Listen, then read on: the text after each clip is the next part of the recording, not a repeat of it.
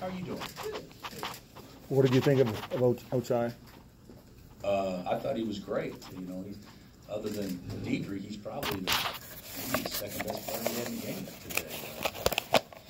You know, I asked Silvio, what was it like your first game last year coming in? And I think it was K-State at home. And his first time he touched, he threw the ball to the fifth row behind the scores table.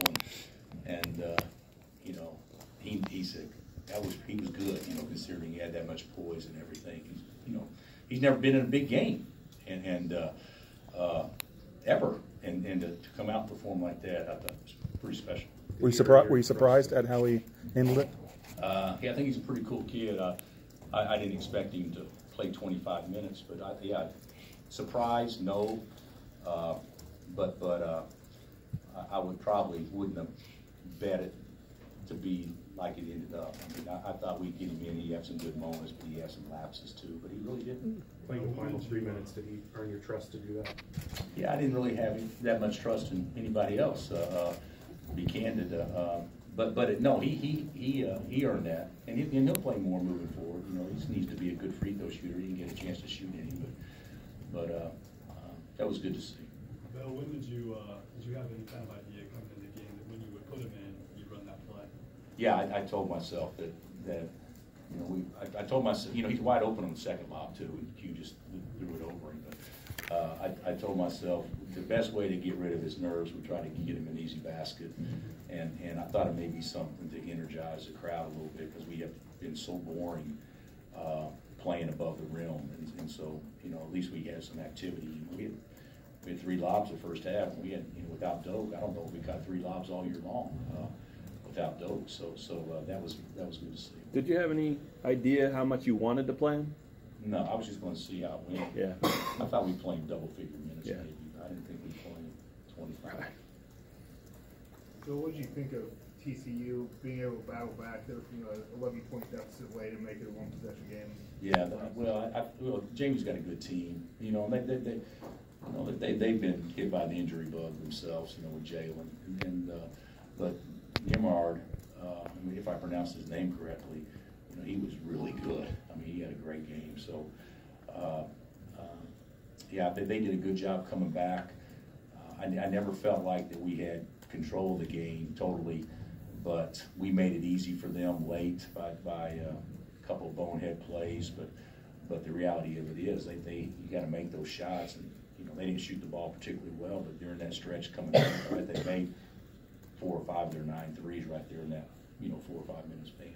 What did you make of the way the offense just played? A lot more movement, activity, cutting. I mean, is that a product of Ochai in the smaller lineup, or not necessarily? No, I don't think it's. I think it's a product of you know, us trying to play the right way compared to how we played at Iowa State, yeah, which it looked like a night and day different team. Even though we weren't great tonight, but we were so bad then. So it was good to see at least some sharper cuts and some things that were positive, even though it didn't always turn out well. It looks like we tried to play the right way. Was Diedrich more comfortable too, with kind of defenses swarming at him and stuff? You know, you would, by numbers, you would say yes. You know, he wouldn't have probably got off 19 shots if Doak was in the game, but Doak would have got off 12, you know, or 10. So, you know, there's no question we were going to miss that presence and that size and athletic ability. But, you know, I thought Diedrich, even though he wasn't great, you know, he gets 31 and 14 and puts us on his back down the stretch. You know, he had more space tonight probably than he would have built in the game. Bill, you talk about winning plays. Did you see a couple from Devon? I think there was one time he pulled it out and he could have won transition. Yeah. Devon was unique today. You know, he obviously didn't get a chance to play much the first half. You know, Robinson's a guy that he could pick on a freshman by getting him off balance and getting his 3rd foul. So we decided to set him. We actually played better with Marcus at the point in the first half. But the second half, he made some smart plays. You know, he made a bonehead play when he tries to go 1 against 2 in transition with nothing there, and I got on him a little bit then. And then right after that, he's got Ochai wide open for an uncontested lob, and he makes a safe play and throws it to KJ. He said, "You told me to be safe." And so, but yeah, he made a couple of winning plays. There were a couple of deflections and loose balls that we hadn't been getting. That was definitely a key for us winning. You learned something about these guys, the way they bounced back from Saturday? We're playing at home, and you should play better at home. But it's been a crappy last few days, obviously. So I thought our guys did respond well to that, and I thought we played a lot better. Even though we didn't play great, we didn't allow TC to play well, and I thought our defense was pretty good, especially the first half.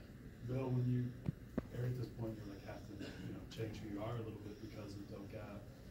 You want to probably get some kind of identity, right? With the type of lineups you're able to throw out there the first half, getting more length, more switchable guys now with Ochai. Do you kind of like that? Maybe guys running around, more activity. Yeah, I think that we were more athletic on the perimeter for sure than what we have been, and I think Ochai brings something to that. If you have Ochai and LeGerald and Devon out there and Marcus, that's four pretty high active guys from a defensive standpoint. We still may struggle scoring, but at least if we haven't been good scoring the ball or consistent scoring the ball in a while. So if that's the case, whether you play good or bad defense, why would you put your best defensive team out there? What are your initial thoughts on Baylor? You got a pretty good win yesterday. They got a great win. Last possession win. They're. I haven't watched a ton, but I've watched enough to know. Mason's obviously a very good player. He played great against Iowa State and kind of won the game for them down the stretch. But their zone, their length, they're playing more man to man, but still, you're going to have to play two bigs against them. I think the majority of the time, in order to be able to see inside the zone and be easier receivers. So I think that as much as we played four guards today, I don't know if I'd bank on that moving forward.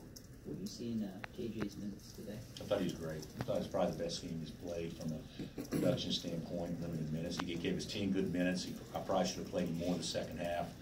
But I thought he was really good, scored 7 points in the first half, and looked good doing it. I mean, they were all in rhythm and stole a couple extra possessions, which is what he should be very good at.